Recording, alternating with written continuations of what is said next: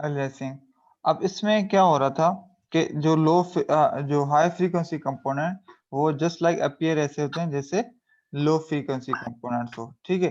और ये क्यों हो रहे थे, जो जब हम इसको सैम्पलिंग को प्रॉपर तरीके से नहीं कर रहे थे। और इस चीज को अश्योर करने के लिए हम क्या करते हैं, सैम्पलिंग को हमेशा लो पास सैम्पलिंग करने से पहले हम लो पास फिल्टर से सिग्नल को पास करते हैं ताकि ये इशू ना हो, ठीक है। और उस फिल्टर को हम कहते हैं एंटी अलियासिंग फिल्टर, जो कि इस तरह के सारे कंपोनेंट्स को रिमूव कर देता है। Remove all the frequency above the half selected sampling rate. अच्छा, अब यहाँ पे आते हैं। अब ये इसको अब यहाँ से समझिए फिगर से। ये एक सिग्नल है जो कि illustrate sampling at 40 hertz sinusoidal, ठीक। 40 हर्ट्ज सिग्नल है और इसको सैंपल किया गया है 100 हर्ट्ज पे। 40 हर्ट्ज की सैंपलिंग रेट मिनिमम क्या होनी चाहिए, 40 multiply by 2 is equal to 80 इसका सैंपलिंग रेट होना चाहिए मिनिमम। ये 100 पर है, इट मींस ये एक्सेप्टेबल है। और इसमें जो सिग्नल को हम इसको करेंगे, सैंपल करेंगे 100 हर्ट्ज से 40 हर्ट्ज को, तो ये कंप्लीटली रिकवरेबल सिग्नल है, ठीक है। ये गुड हो गया क्योंकि कंडीशन सेटिस्फाइड। अब अगले सिनेरियो में देखिए, अब क्या हो रहा है, 90 हर्ट्ज का सिग्नल है। ये जो ओरिजिनल आप देख रहे हैं ना ब्लैक ब्लैक में, ये 90 हर्ट्ज सिग्नल है और इसको सैंपलिंग की गई है विथ 100 हर्ट्ज।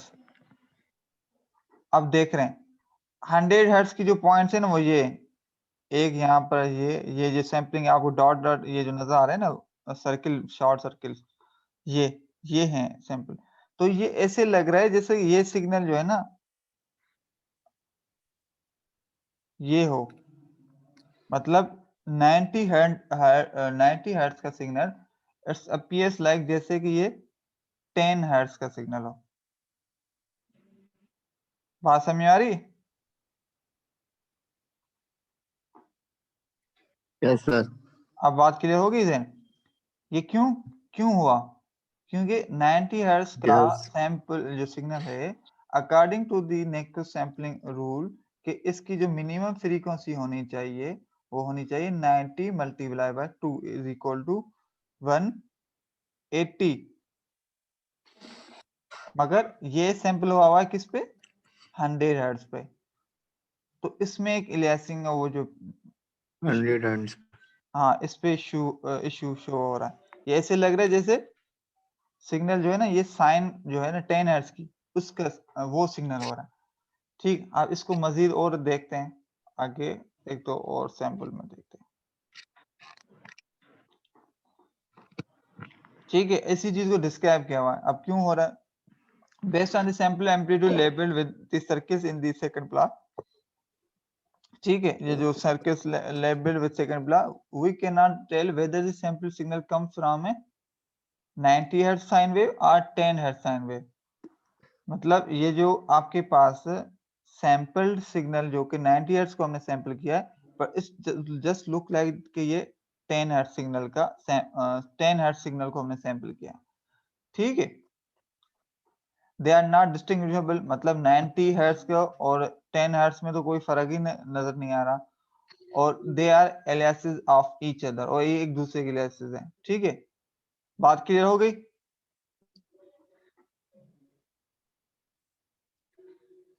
अब ये फिगर और भी मजीद चीजों को क्लियर करता है कि कैसे हुआ है कि इसमें सैंपलिंग रेट जो है ना वो फिक्स रखा हुआ है 40 किलोहर्ट्ज, मगर सिग्नल्स जो ओरिजिनल है वो 10 किलोहर्ट्ज से लेके 80 किलोहर्ट्ज तक जो है डिफरेंट सिग्नल्स जो है वो यहाँ पर लिए हुए हैं। ये 10 मतलब 10 हो गया, 20, 30, 40, 50, ये 60 का, 70, ये 80। ये 80 के जो आपके पास सिग्नल्स हैं 80 किलोहर्ट्ज के, और 10 से लेके 80 किलोहर्ट्ज के सिग्नल है, मगर सबका सैंपलिंग रेट जो है ना 40 किलोहर्ट्ज रखा हुआ है, ठीक है।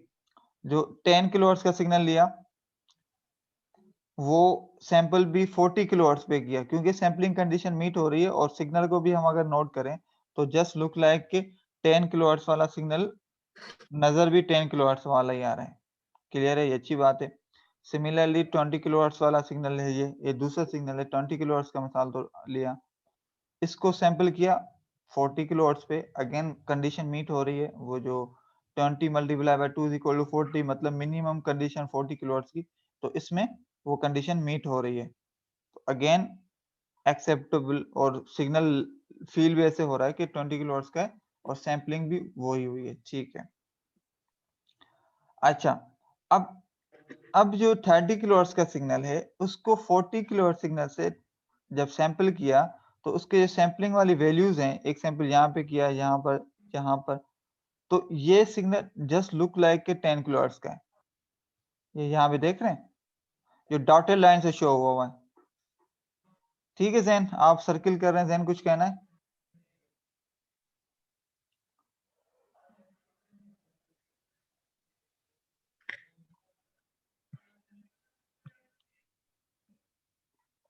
अच्छा, आई होप के आपको समझ में आ गया होगा। अच्छा, यहाँ पे बड़ी इंटरेस्टिंग चीज है कि 40 किलोहर्ट्ज सिग्नल है, ओरिजिनल सिग्नल, उसको सैंपल भी उसी फ्रीक्वेंसी से किया है, 40 किलोहर्ट्ज से ही। तो नोट करें कि आपके पास, जी आप क्या कह रहे हैं, 80 multiply by 2 is equal to 160, ठीक है।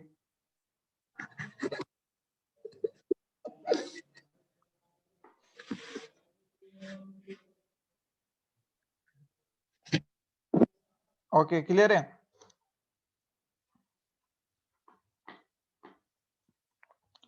तो 40 किलोहर्ट्ज को अगर नोट करें तो ऐसे लग रहा है कि ये 40 किलोहर्ट्ज सिग्नल को हमने सैंपल भी 40 किलोहर्ट्ज से किया है, तो ये जो ये डॉटेड नजर आ रहे हैं, ये ऐसे लग रहा है जैसे कि ये इन डॉट्स को अगर आपस में मिलाएं तो जस्ट लाइक 0 किलोहर्ट्ज, ना 0 हर्ट्ज सिग्नल है, ये signal just like DC show हो रहा है।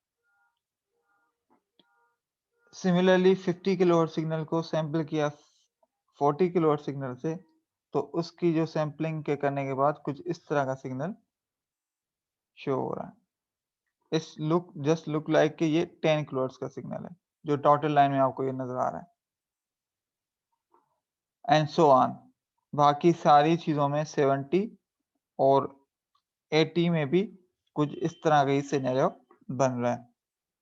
ये एक थोड़ा सा डिटेल व्यू है of sampling effect in time domain, ठीक। तो सैम्पलिंग का यहाँ तक मेरे ख्याल में पूरी बात क्लियर हो गई होगी आप लोगों को कि सैम्पलिंग का इम्पैक्ट क्या होता है, और सैम्पलिंग एलियासिंग क्या होती है, और सैम्पलिंग जब हम प्रॉपर ना करें तो एलियासिंग के इफेक्ट किस तरह होते हैं, वो सारा विद फिगर्स और ग्राफ्स ना, आई होप पूरा क्लियर हो गया होगा। अब जो भी क्वेश्चन है आप पूछ सकते हैं इससे हद तक। जी अब बताएं जैन।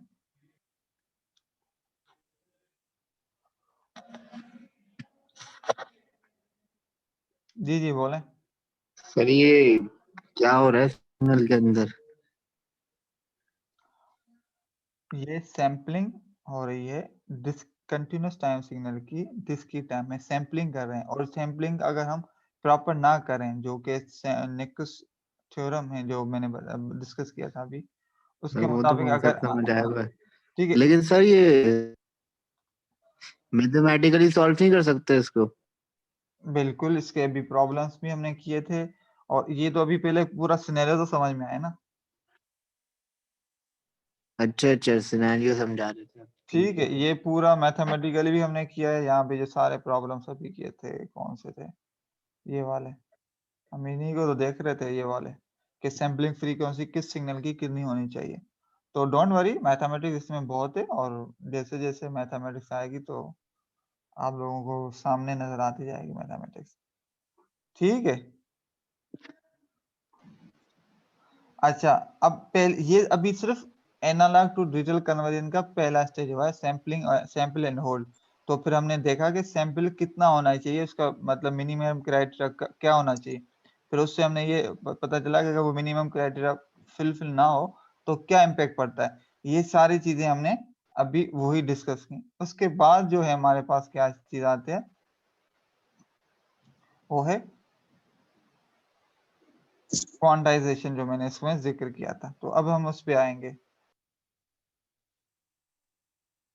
बाकी आपके लिए प्रॉब्लम्स इंशाल्लाह काफी आएंगे, टेंशन ना लें। यार ये जो प्रॉब्लम्स है जी जी जी जी तो बोले। इसको एक बस ना, मतलब ये बार बार क्यों सॉल्व करते रहता हूँ, प्रॉब्लम को सॉल्व करते थे। मैं समझा ना, आपका सवाल सर नहीं समझा।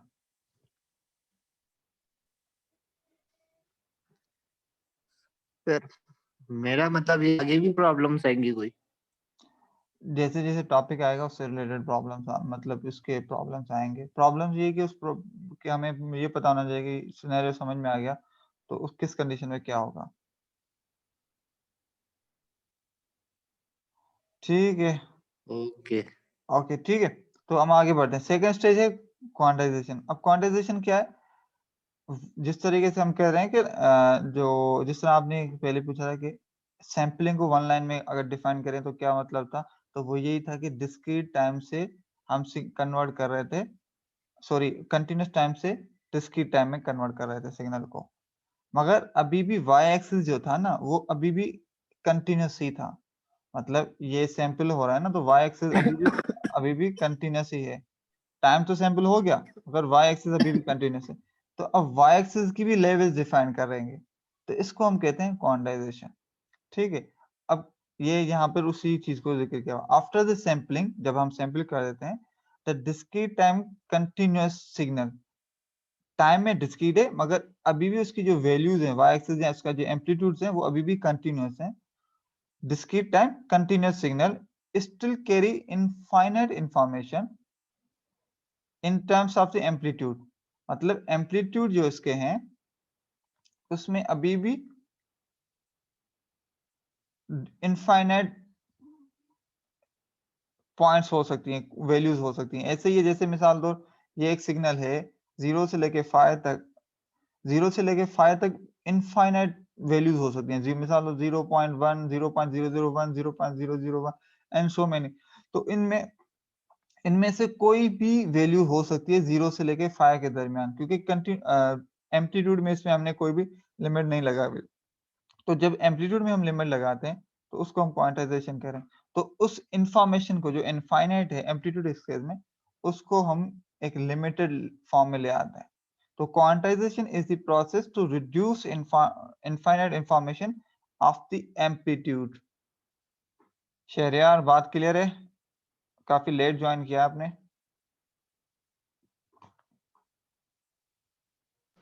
Yes sir. जी सर, अभी मैं सो रहा था तो मैंने आपका मैसेज देखा तो फौरन मैंने ज्वाइन कर दिया, अपनी नींद खराब कर ली।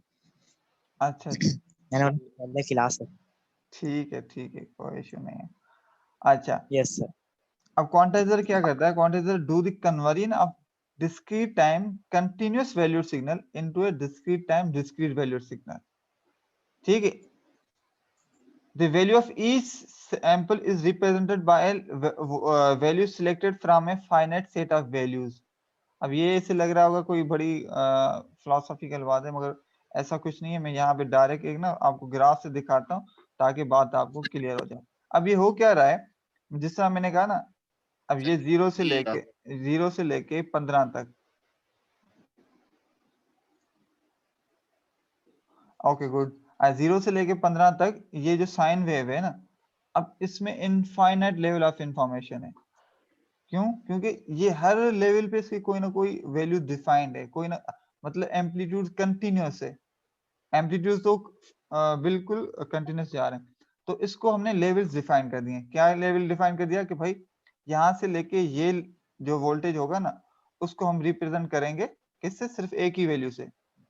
7 और 9 के दरमियान जो भी वैल्यू इसकी एम्पलीट्यूड की आएगी वो सिर्फ रिप्रेजेंट होगी एक ही वैल्यू से, 9 से। इसी तरीके से 9 से लेके 11 के दरमियान जो भी एम्पलीट्यूड आएगा उस सब को हम रिप्रेजेंट करेंगे 11 से। और 11 से 12 तक के लिए जो भी वैल्यूज आएंगी वो 12 से एंड सो ऑन। तो ये जो हमने क्या किया, जो कि एक इनफाइनाइट इंफॉर्मेशन थी ये इस लेवल से यहाँ पे, उसको हमने लेवल्स से डिफाइन कर दिया। अब ये फाइनाइट लेवल्स आ गई। कैसे? एक ये फाइनाइट, एक ये, 2 3 4 5 6 ये हो गए लेवल्स और सिमिलरली 6 7 यहाँ पे होंगे। तो एक इनफाइनाइट इंफॉर्मेशन को हमने ऑलमोस्ट 15 लेवल्स में या 14 लेवल्स में हमने कवर कर लिया। आगे बात समझ में? तो ये पीछे जो है यही बात हो रही थी। अच्छा, अब वो लेवल्स को हर लेवल का कोई ना कोई डिजिटल वैल्यू होगी। अगर मैं आपको कहूं आपके पास 2 बिट्स हैं तो इससे पॉसिबल वैल्यूज कितनी हो सकती हैं?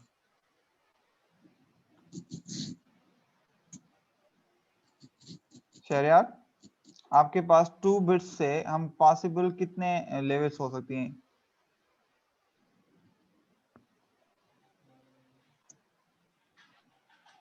2 बिट सर 4 हो सकती है। कौन कौन से?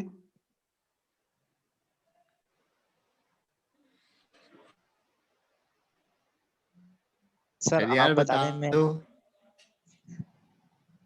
0 सर 0 अभी इतना क्लियर हुआ नहीं। 0 1 1 0 1 1 यही हो सकता है ना? 1 यस 0 सर यही हो सकता डबल 1 हाँ, डबल 1। यही हो सकता है। 3 बिट सिस्टम 3 बिट्स हो उससे कितनी लेवल डिफाइन हो सकती हैं? मतलब कितने पॉसिबल उसके सिनेरियोज हो सकते हैं? 0 तो इसका अभी बनाते हैं। हाँ, उसका फॉर्मूला क्या है हमारे पास? 2 power n। Okay okay okay okay, and ठीक है, 2 पावर n हमारे पास इसका फॉर्मूला है। ठीक है, है। यस जितनी सर। बिट्स होंगी उसको n पावर n में रखेंगे। तो क्वांटाइजेशन लेवल जो है ना वो इसी तरीके से हम जो है डिफाइन करते हैं कि उसकी लेवल्स कितनी होनी चाहिए, वो हम नंबर ऑफ बिट्स के हिसाब से करते हैं। जो 3 बिट कन्वर्टर होगा उसकी क्वांटाइजेशन लेवल जो होगी 8 होंगी, क्योंकि 3 बिट से हम 8 डिफरेंट लेवल्स डिफाइन कर सकते हैं। ठीक है, और 4 बिट्स के लिए कितना होगा?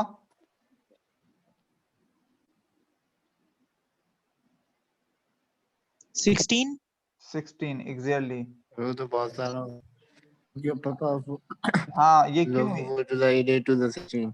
अच्छा, ये क्यों? अब ये जो लेवल है ना, अब मिसाल दो, ये यहाँ पर फॉर सपोज इस लेवल की वैल्यू आपने रख दी 0 0 0, इस लेवल की वैल्यू आपने रख दी 0 0 1 और इस लेवल की वैल्यू एंड सो ऑन। ठीक है, ये जो लेवल्स आप देख रहे हैं ना, हर लेवल की कोई ना कोई वैल्यू होगी। तो जाहिर बात है जितनी लेवल्स आप ज्यादा डिफाइन करेंगे उतनी आपको बिट्स भी ज्यादा चाहिए होंगी, और मगर वो उतना ज्यादा अच्छा कन्वर्टर होगा, आपकी सही तरीके से इंफॉर्मेशन कन्वर्ट करेगा। आगे यहां तक बात क्लियर हो गई?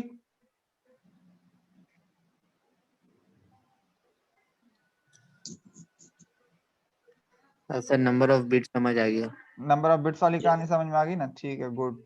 अच्छा, अब यहाँ पे एक चीज नोट करें कि ये अगर आप थोड़ा सा इस पे गौर करें कि फॉर सपोज मैं कह रहा हूँ 7 से लेके 9 के दरमियान जो भी वैल्यू होगी उसको हम रिप्रेजेंट करेंगे 9 से। रिप्रेजेंट आप 9 से करेंगे, इट मींस कि 9 की लेवल की जो भी वैल्यू डिजिटल हमने रखी हुई है ना, फॉर सपोज हमने 0 0 1 रखी हुई है, इट मींस ये जो साइन वेव है ना 7 से लेके 9 तक जो भी वैल्यू है सारी 0 0 0 1 से रिप्रेजेंट हो रही हैं। मगर अगर नोट करें 8 भी 7 की यहाँ पर जो वैल्यू है और 9 की, ये सारी किससे रिप्रेजेंट हो रही है? 0 0 1। मगर एक्चुअल में तो ये दोनों थोड़ा बहुत डिफरेंट है ना। ये बात समझ में आई या नहीं आई? अभी भी नहीं आई है ना? ठीक है, मगर ये देखो, अब इसको मैं दोबारा रिफ्रेश कर रहा हूँ। इसको हम कहते हैं, ये जो लेवल देख रहे हैं ना, ये जो वर्टिकल लेवल, फर्स्ट एक लेवल से लेके उसके सेकंड लेवल तक, इसको हम कहते हैं क्वांटाइजेशन लेवल के दरमियान जो है स्टेप साइज। क्या? स्टेप साइज मतलब पहली एक ये लेवल ये है, दूसरी लेवल ये, तो ये एक स्टेप साइज होगी, इसमें दूसरा ये फिर दूसरी स्टेप साइज। ये स्टेप साइज डिफरेंट भी हो सकती है, सेम भी हो सकती है। बात क्लियर हो गई शरियार? Yes sir. सर इसको पहला लेवल से दूसरे लेवल तक क्या बोलेंगे? साई। Step size. और उसका जो फार्मूला है ना वो ये है। हफ्ते की रात को मेरे प्यारे दिल से ओके जैन, जियारत कोई होती क्वेश्चन है, है? जिंदगी मुसाफिर होता है। ओके, तो इसको हम कहते हैं step size. Yes sir, clear है। ठीक है, उसका फॉर्मूला ये। यहाँ पर आर का मतलब क्या? R is the full scale range of the analog signal. वो यही है कि मतलब मैं जीरो से लेके, ये 0 से लेके 5 तक मैं सिग्नल ले रहा हूँ, तो ये जो रेंज है ना, बट जो एनालॉग की फुल रेंज है ना वो 5 है। मतलब वाई मिनिमम से लेके वाई मैक्सिमम। जिस तरह हम कहते हैं ना पीक टू पीक, अगर हम एक सिग्नल का पीक टू पीक निकालें ना, तो सर ये समझो कि वो पूरी रेंज है, ये वो आर डिवाइडेड बाय 2n। और n तो आपको पता चल गया होगा क्या होगा, नंबर ऑफ बिट्स, कि हम लेवल्स को कितने बिट्स से रिप्रेजेंट कर रहे हैं। हर नंबर लेवल, ऑफ बिट्स। हाँ हर लेवल की कुछ ना कुछ बिट्स होंगी, तो उस बिट्स के हिसाब से वो फिक्स होंगी। ठीक है, बिट्स। तो इस तरीके से हमें जो मिल जाएगा, क्या मिलेगा? Step size. Step size. अच्छा सर जी जी। सर ये थ्योरी प्लस न्यूमेरिकल, ये इस कोर्स में थ्योरी प्लस न्यूमेरिकल है या सिर्फ थ्योरी है? नहीं नहीं नहीं, न्यूमेरिकल भी हैं, मगर अभी जो हम पढ़ रहे हैं ना, थियोरेटिकल यस पार्ट सर। समझ रहे हैं पहले कि इसके बैक एंड थ्योरी क्या है, फिर इसके बाद आ रही बात है उनके प्रॉब्लम्स आ रहे हैं। जिस तरह अभी मैंने उसके आपके सैम्पलिंग थ्योरी के कुछ प्रॉब्लम्स करवाए, कुछ और भी असाइनमेंट में यस दूंगा और भी होंगे। तो पहले ठीक समझ है तो सर, लेना न्यूमेरिकल। एक्चुअल में है जी क्या जी चीज़ सर। है, फिर उसके बाद हम न्यूमेरिकल्स भी करने में आसानी। जी सर, न्यूमेरिकल ज्यादा करवाइएगा, जो कि समझने वाली चीज है। इंशाल्लाह इंशाल्लाह, ठीक है। Yes sir. यार अभी मेरी क्लास हो रही है, मैं बाद में खेलूंगा टेनिस। अभी मेरी क्लास हो रही है, मैं बाद में आऊंगा, मैं जाओ। ओके। अच्छा, अब यहाँ तक बात क्लियर होगी? ठीक है, यस बाकी सर, जो चीजें हमने किया, resolution of quantizer is the distance between the two successive quantization level. ठीक है, जिसको हम स्टेप साइज कर रहे हैं, या इसको कहते हैं रिजोल्यूशन। ठीक है, वो रिजोल्यूशन ऑफ क्या है कि दो डिफरेंट लेवल्स के दरमियान जो डिफरेंस है, इसको हम रिजोल्यूशन कह रहे हैं। ठीक है, more quantization levels a better resolution, मतलब जितनी क्वांटाइजेशन लेवल ज्यादा होगी उतनी अच्छी रिजोल्यूशन होगी। और what is the down side of more quantization level? हाँ, मतलब उसका नुकसान क्या हो सकता है? अगर क्वांटाइजेशन लेवल ज्यादा होंगी तो क्या होगा? ठीक है, तो जाहिर बात है मेमोरी आपको ज्यादा नंबर ऑफ चाहिए, बिट्स ज्यादा हो इंक्रीज हो जाएंगे, जाएंगे। हाँ, और एक एक्सेसिव आपके पास इंफॉर्मेशन या सिग्नल्स आ जाएंगे, उसके लिए प्रोसेसिंग में भी टाइम ज्यादा लगेगा, and so many factors. Yes sir. आप हमेशा ऐसे कहते हैं कि आपका मिनिमम सिग्नल के जो है ना इंफॉर्मेशन आ जाए, जिससे आप सिग्नल को दोबारा रिकवर कर सकें और आपको इतना ज्यादा मेमोरी भी जाया ना हो, क्योंकि ये चीज और हमारी रिक्वायरमेंट होती है। The strength of a signal compared to data of the quantization error is measured by the dynamic range and signal to noise ratio. ठीक है, अब पहले क्वांटाइजेशन एरर पे आते हैं इसके बाद। ये जहां तक पूरा कहानी समझ में आ गई, क्वांटाइजेशन सर एरर। ये मुझे सर जी जी जी बोलें। सर मुझे लग रहा है ये कोर्स जो है वो प्रैक्टिकल ही है ऑलमोस्ट। ठीक है सर, हाँ इंशाल्लाह। थियोरेटिकल ये। हाँ, ज्यादातर हमारा जो है थ्योरी की चीजें हैं अभी, क्योंकि स्टार्टिंग है, फिर इंशाल्लाह हम बेसिक समझ जाएंगे तो फिर हम मोस्टली प्रॉब्लम्स पे रिलाई कर रहे होंगे। अच्छा, तो इस तरीके से एक 4 बिट क्वांटाइजर का एक आपके पास एक और सिग्नल है। पहले तो हम सिर्फ साइन ही चेक कर रहे थे, ये एक एक्सपोनेंशियली डिकेइंग सिग्नल शो हो रहा है, एक पावर सिग्नल जिसको हम कह रहे हैं। ठीक है, ये जो एनालॉग सिग्नल है, और इसको हमने किससे रिप्रेजेंट किया? ये देख रहे हैं, ये जो हमने हमें हमें जो वैल्यू मिली है वो ये है, और ये ओरिजिनल सिग्नल यहाँ पर है, एंड सो ऑन। देख रहे हैं ये चीजें? यहाँ पर देखें तो ये सिग्नल यहाँ पर है और ये लेवल यहाँ पर है, तो ये क्या चीज है? ये क्वांटाइजेशन एरर है। ठीक है, the error cause by representing. यहाँ तक बात क्लियर है? अभी कंफ्यूजन है इसमें?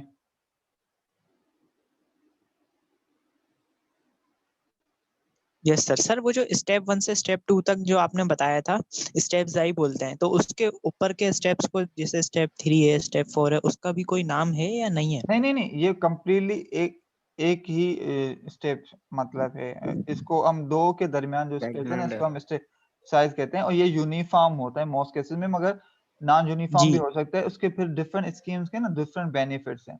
वो एक पूरी अच्छा अलग जी। वो है। अभी हम उस पे नहीं जा रहे, हम सिर्फ अभी तक सिर्फ ये देख रहे हैं कि हाँ, इसको हम ये कहते हैं, इसका नाम ये है। ठीक है? इसकी भी फिर ओके, डिफरेंट अंडरस्टूड। स्कीम्स हैं और डिफरेंट बेनिफिट्स और उसके हैं। कोई चीज़ थ्योरेटिकली अच्छी है, परफॉर्मेंस अच्छी है, मगर हार्डवेयर में उसको बनाएँगे तो वो मतलब ज़्यादा टफ होती है, उसको मेंटेन रखना टफ होता है, एंड सो मेनी फैक्टर्स। मगर हमें सिर्फ अभी हाँ, सिर्फ मेन चलता भी नहीं। कॉन्सेप्ट समझना है कि एनालॉग टू डिजिटल कन्वर्जन में ये चीज़ होती है। क्लियर। क्लियर है? अच्छा। Yes sir, four got it. ठीक है, गुड। इसी तरीके से ये अब लास्ट चीज़ जो मैं अभी आज के लेक्चर में डिस्कस कर रहा हूँ, क्वांटाइजेशन एरर। क्वांटाइजेशन एरर क्या है?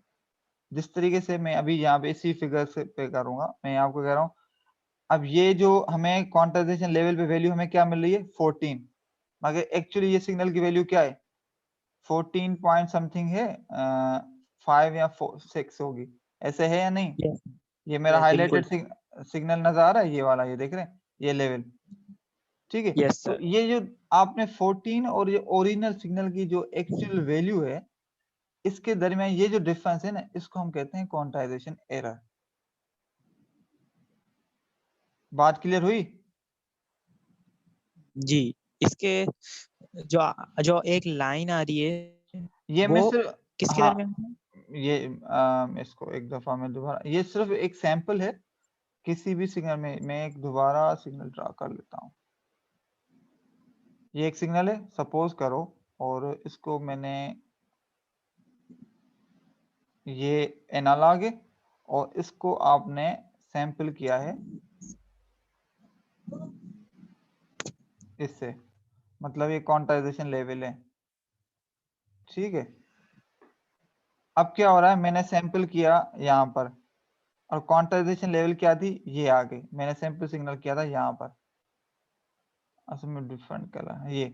अब ये क्या हो रहा है, ये वाला ऐसा कि यहाँ पे सैंपल किया, इसकी वैल्यू समथिंग सपोज करेंगे 3.6 आई, मगर आपने लेवल जो क्वांटाइजेशन लेवल थी वो 3 रखी है। आपने कहा कि भाई जो ये जो वैल्यू जो भी होगी, वो मिसाल तौर आपने कहा इसके दरमियान, इन दोनों के दरमियान वो इसके बराबर होगी, सपोज करें। तो इसके दरमियान ये जो एरर आ गया, ये क्या हो गया? ये क्वांटाइजेशन एरर कहलाएगा। बात क्लियर हो गई?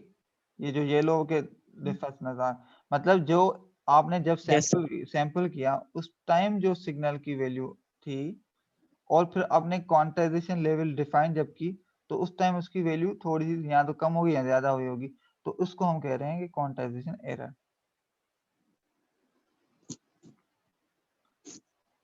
यहाँ पर इसी चीज का ही जिक्र है, और इसका मैथमेटिकल फॉर्मूला ये है। आपकी मैथ ना ऐसे ऐसा होती जा रही है। ठीक है? Suppose A quantization operation given by Q, ठीक है, is perform on A continuous value signal x of n, मतलब x ऑफ n सिग्नल पे हमने परफॉर्म किया, और उसने हमें q of x of n signal, मतलब ये क्वांटाइजेशन लेवल के बाद उसकी वैल्यू मिली, और ओरिजिनल उसकी वैल्यू ये थी। इन दोनों के दरमियान जो डिफरेंस था, इसको हम कहेंगे क्वांटाइजेशन एरर।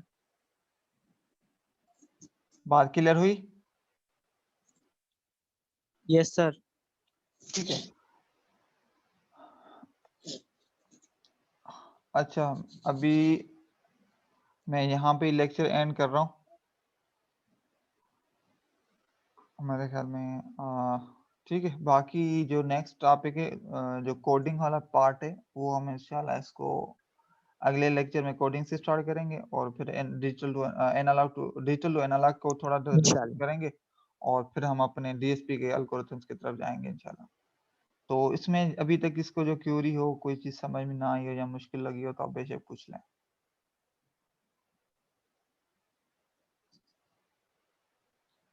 क्लियर है? ठीक है, यस सर, क्लियर है सर। ओके। नेक्स्ट लेक्चर आपका मंडे मंडे को होगा? हाँ, इंशाल्लाह इंशाल्लाह।